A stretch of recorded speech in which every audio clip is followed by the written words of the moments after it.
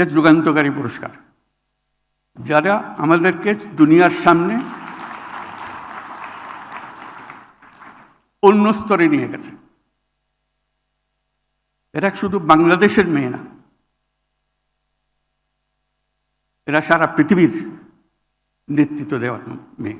আর আজকে যারা পুরস্কার পেলেন তারা শুধু বাংলাদেশের নয়, সারা বাংলাদেশকে তারা অন্য এক পর্যায়ে নিয়ে গেছে প্রত্যেকে।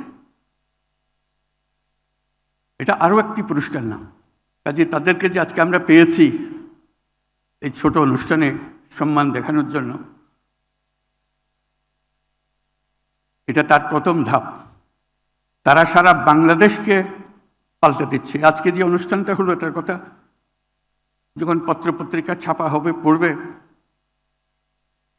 প্রত্যেক মেয়ে চিন্তা করবে, কিরে বাবা, আমরা কোথায়? আমরা কেন হতে পারছি না এরকম? তাদের স্ট্যান্ডিং, তাদের বক্তব্য, তাদের ফিলসফি, এটা শুধু বাংলাদেশ প্রেক্ষিতে না, এটা বিশ্ব প্রেক্ষিতে। এদের প্রত্যেককে সারা দুনিয়া সম্মান করে।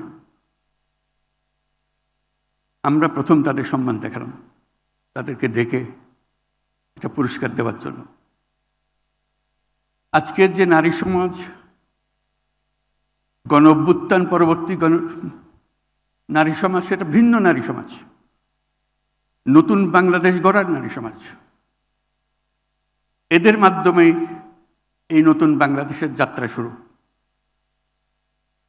তারা শুধু নারীদের নয়, সবাইকে উজ্জীবিত করবে। সেই জন্য তাদেরকে উঁচু করে ধরে রাখা আমাদের জন্য এত দরকার। বেগম রোকেয়ার মতো যেন না হয়।